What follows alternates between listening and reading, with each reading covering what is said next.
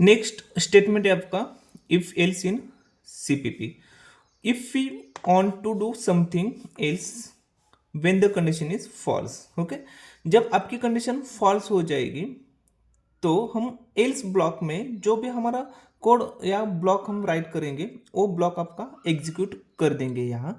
For example जैसे कि हमने यहाँ इफ ब्लॉक राइट कर दिया। ओके, तो इफ ब्लॉक के अंदर हम एक कंडीशन डिफाइन कर सकते हैं। ओके, जैसे कि हमने सिंपल इफ में देखा था कि आपकी कंडीशन यहाँ ट्रू हो रही है तो वो फर्स्ट वाला जो ब्लॉक है उसका उसके अंदर जाएगा। जो भी हमने यहाँ ब्लॉक डिफाइन कर दिया तो उसके अंदर जाएगा। ऐसे कंसिडर करो कि एक कंडीशन आपकी फॉल्स हो रही है, कंडीशन फॉल्स हो रही है तो ये रिटर्न फॉल्स कर देगा।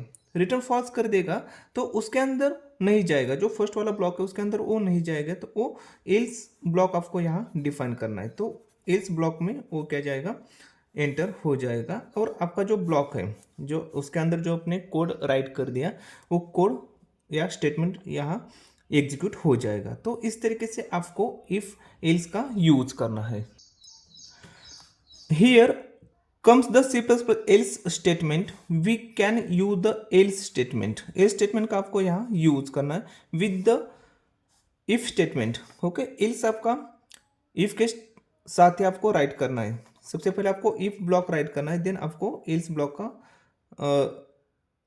else ब्लॉक को आपको राइट करना है to execute a block of code when the condition is false. Okay, अभी अभी मैंने बताया था कि else ब्लॉक आपका कब एग्जीक्यूट हो जाएगा, जब आपकी कंडीशन फॉल्स हो जाएगी। ओके, जब आपकी कंडीशन फॉल्स हो जाएगी तभी आपका एल्स ब्लॉक एग्जीक्यूट हो जाएगा, नहीं तो आपका जो फर्स्ट वाला ब्लॉक है वही फर्स्ट वाला ब्लॉक आपका एग्जीक्यूट हो जाएगा। The if else statement consists of two blocks, one for false expression and one for true expression. Okay, ये जो दो लाइन्स है, ओके, ये जो वर्ड्स है बहुत इंपॉर्टेंट है। ओके, जो फर्स्ट वाला ब्लॉक आपको राइट करना है वो आपको ट्रू एक्सप्रेशन के लिए आपको राइट करना है।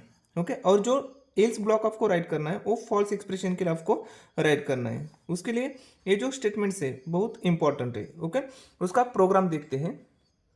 ओके, यहाँ hash include iostream dot H write कर दिया, hash include conio dot H write कर दिया, देन मेन मेथड राइट कर दी, then A equal to 10 B equal to 15 write कर दिया, then if A greater than B. Okay, तो if else में आपको दो ब्लॉक्स राइट करने हैं, एक ए वाला ब्लॉक आपको राइट करना है, देन सेकंड आपको एल्स वाला ब्लॉक आपको राइट करना है। दो ब्लॉक मैंने यहाँ राइट कर दिया तो ए को 10 वैल्यू असाइन कर दी, बी को 15 वैल्यू असाइन कर दी। आपकी ए कंडीशन ट्रू हो जाएगी तभी इफ आपका रिटर्न ट्रू कर देगा। तो ए की वैल्यू कितनी हमारी 10 है और बी की वैल्यू कितनी हमारी 15, ए ग्रेटर देन बी। आपका ए जो कंडीशन है ए कंडीशन आपकी फॉल्स हो रही है क्योंकि बी की वैल्यू ग्रेटर है ए से, लेकिन हमने यहाँ ग्रेटर देन ऑपरेटर यूज कर दिया था।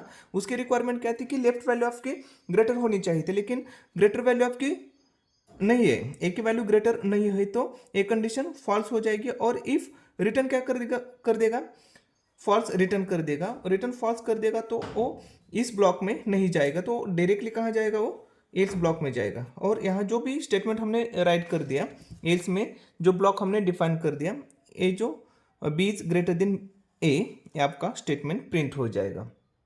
तो इस तरीके से आपको इफ एंड एल्स को यूज करना है, इफ एल्स को यूज करना है।